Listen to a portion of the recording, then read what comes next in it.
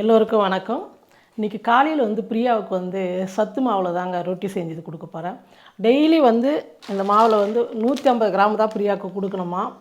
ஒரு மாதத்துக்கு வந்து 6 பாக்கெட் கொடுக்குறாங்க. 150 கிராம்னும் போது கரெக்டாக தான் போயிடும்னு நினைக்கிறேன் நான். டெய்லி வந்து புட்டு, கொழுக்கட்டை, அப்புறம் வந்து உருண்டை பிடிச்சி கொடுப்போம். ஒரு நாளைக்கு கஞ்சி பண்ணி கொடுப்போம். இன்றைக்கி வந்து பிரியா வந்து எனக்கு கொஞ்சம் ரொட்டி செஞ்சு கொடுமா, வெங்காயம், பச்சை மிளகா, கருவேப்பிலை, கொத்தமல்லாம் போட்டு எனக்கு பண்ணி கொடுனதுனால இன்றைக்கி வந்து ரொட்டி தான் செய்ய போகிறோம். இந்த மாவு வந்து ஜெலிச்சுக்கலாம் ஃபஸ்ட்டு. கவர்மெண்ட்டில் கொடுக்குறாங்களா? ஆமாம், சத்து மாவு. இதில் வந்து பார்த்திங்கன்னா இங்கே பாரு, எல்லாம் மாவை எடுத்து வறுத்துக்கிறாங்களாம். இந்த ஐட்டம் தான், ரொம்ப நிறையா இல்லை. கோதுமை மாவு, சோயா, கடலை மாவு, உளுத்தம்பருப்பு. இது என்னது இது? சரி, ஒரு பொட்டை ஃபார்மோலின் எண்ணெய். எண்ணெயா தெரியல. முளைக்கட்டிய கேழ்வரகு மாவு, வறுத்த வேர்க்கடலை, இந்த மாதிரி இதெல்லாம் சேர்த்து கொடுக்குறாங்க. 100 கிராம் மாவில் இவ்வளோ இருக்குன்னு சொல்கிறாங்க. இது எவ்வளோ பாக்கெட்டு? இது அரை கிலோ. அரை கிலோ. ஆனால் 150 கிராம் தான் டெய்லி சாப்பிடணுமா பிரியா, அதிகமாக சாப்பிடக்கூடாது. நாங்கள் வால்வடியில் சொல்லி தான் கொடுத்தாங்க. இது இருக்கிறதுனால நமக்கு வெளியே வந்து மாவே போகிறது இல்லைங்க. ஆனால் மற்றதில் மாவு ஜல்லில் ஜெலிக்கும் போது ஃபுல்லாக வந்து வெளியே தான் போகுது. எப்படி ஜெலிச்சாலும் பெரிய பாத்திரமாக வேணும். இல்லை, ஜெலிச்சிட்டா நல்லது. கொஞ்சம் திரியாக ஒரு மாதிரி இருக்கும். பிரியாவுக்கு வந்து அந்த ரவையாக இருக்கிறதெல்லாம் பிடிக்க மாட்டேங்குது. அதுதான் கோதுமை திப்பி தான். இதெல்லாம் ஃபுல்லாக கோதுமை திப்பி தான். கோதுமை கொஞ்சம் உடையாமல் இருக்குமா, அதனால அது வந்து சாப்பிடும்போது ஒரு மாதிரி இருக்கும். அதனால இது இருக்கு பாரு. இவ்வளோ கூட நாங்கள் எடுக்க மாட்டோம். இல்லை ஜெலிச்சிக்கலாம். காமிக்கிறேன், இந்த திப்பியாக இருக்குல்ல, அதனால நைஸாக வேணுமா? ஆமாம். கன்சியாக இருக்கிறவங்களுக்கு பச்சை மிளகாலாம் போட்டு செய்யும் போது நம்ம அப்படியே வந்து ரொட்டியோ தோசையோ அப்படியே போட்டு செய்யக்கூடாது. என்ன சொல்லுவாங்களே, இந்த ஆசிட்டிக்கோ என்ன சொல்கிறாங்க பாரு, அது வந்து ஃபார்ம் ஆகிடும் அப்படின்னு சொல்லுவாங்க. அப்படின்னா கேஸ் தானே, அந்த மாதிரி வந்துடுன்றதுனால நம்ம கொஞ்சம் எண்ணெயில் கொஞ்சமாக எண்ணெய் விட்டு லைட்டாக வதக்கிட்டு போட்டோமா அந்த பிரச்சனைலாம் இருக்காது. அப்படின்றதுனால கொஞ்சம் எண்ணெயில் வந்து நம்ம வதக்கி போகிறோம். பச்சை மிளகாய்க்கு மட்டுமா? இல்லை எல்லாமே பருப்பெல்லாம் கொஞ்சம் சாப்பிட்றதுக்கு நல்லாயிருக்கும். அதனால் அதே மாதிரி பிரியாவுக்கு வந்து நான் அவங்க வீட்டில் செக்கில் ஆட்டின நல்லெண்ணெய், அதில் தான் பெரும்பாலும் அதிகமாக கொஞ்சம் அதில் தான் நான் செஞ்சு கொடுக்குறது. உளுத்தம்பருப்பு 1 ஸ்பூனு, கடலைப்பருப்பு ஒரு அரை ஸ்பூன் தான் சேர்த்துக்கிறேன்.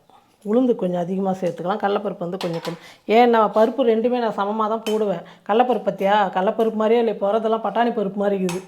அதனால் ரொம்ப பெருசாக இருக்கிறதுனால இந்த மாதிரி பண்ணிக்கிறது.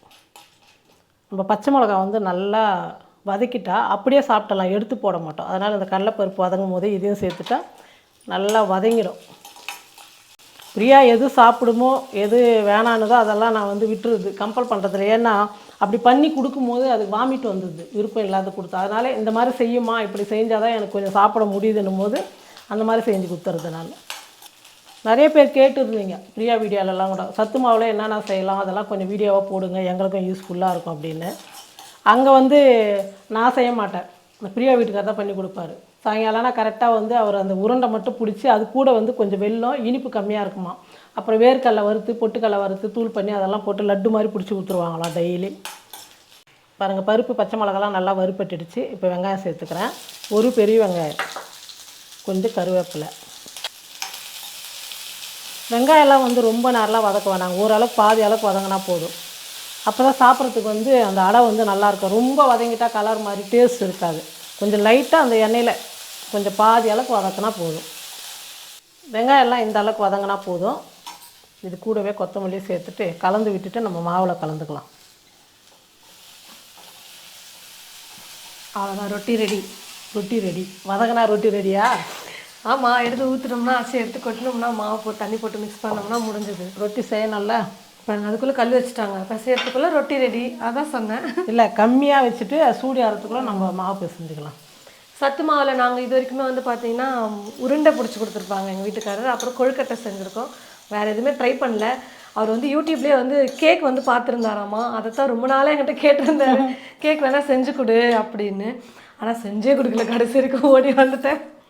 என்னம்மா இங்கே வேணால் ட்ரை பண்ணலாமாம்மா? ஆமாம், இந்த மாவுலேயே கொஞ்சம் இனிப்பும் இருக்கும். ஆமாம், ஸ்வீட் லைட்டாக இருக்கும். கொஞ்சம் லைட்டாக உப்பு சேர்த்துக்கலாம்.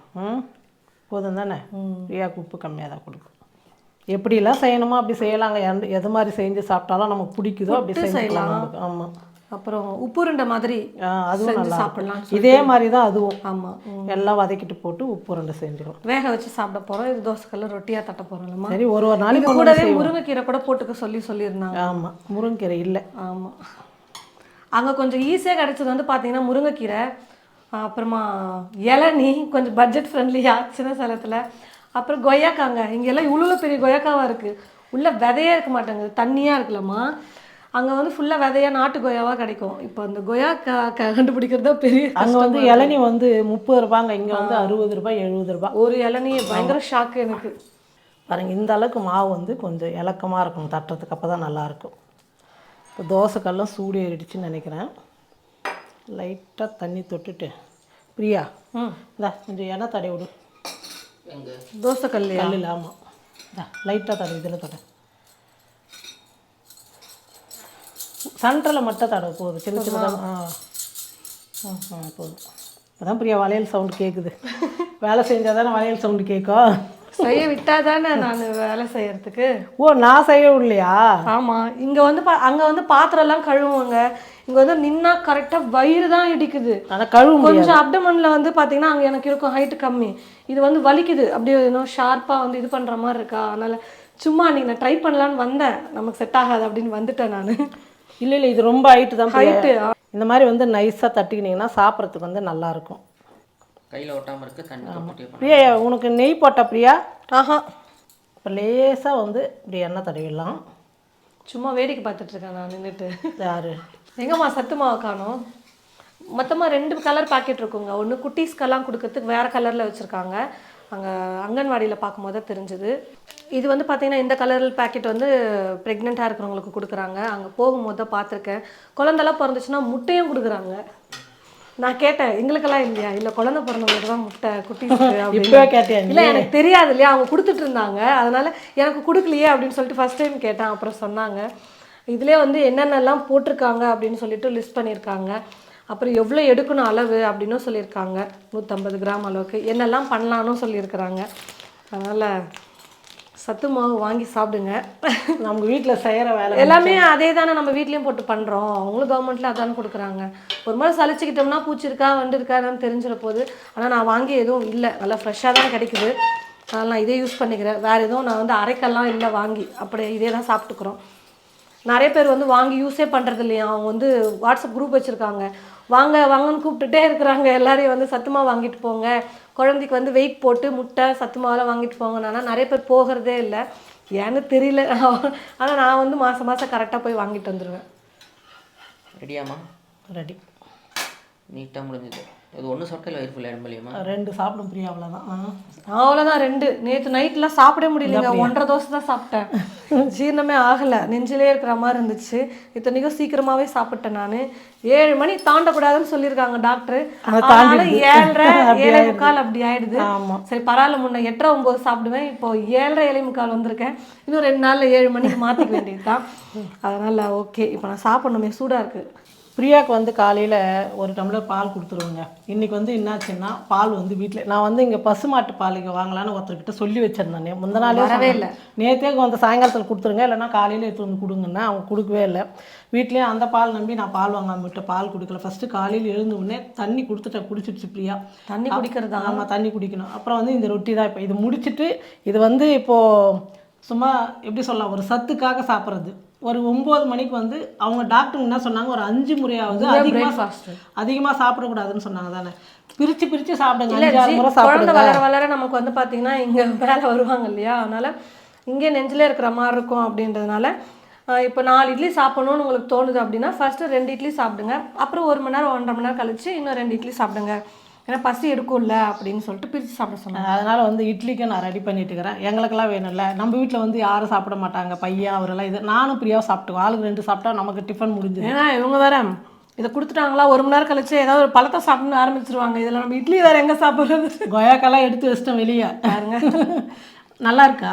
சூப்பராக இருக்குல்ல ஸ்வீட். அதாவது கொஞ்சம் இனிப்போடு இருக்கும்போது காரத்தை சேர்த்து செஞ்சீங்கன்னா உண்மையிலே சூப்பராக இருக்குங்க. நான் வந்து கேழ்வரகு மாவு அடை செய்வேனா, அதில் வந்து கொஞ்சோண்டு வெல்லம் சேர்த்துக்குவேன். ஏன்னா நீங்கள் இனிப்போடு சேர்த்து பண்ணி பாருங்களேன், டேஸ்ட்டு சூப்பராக இருக்கும்.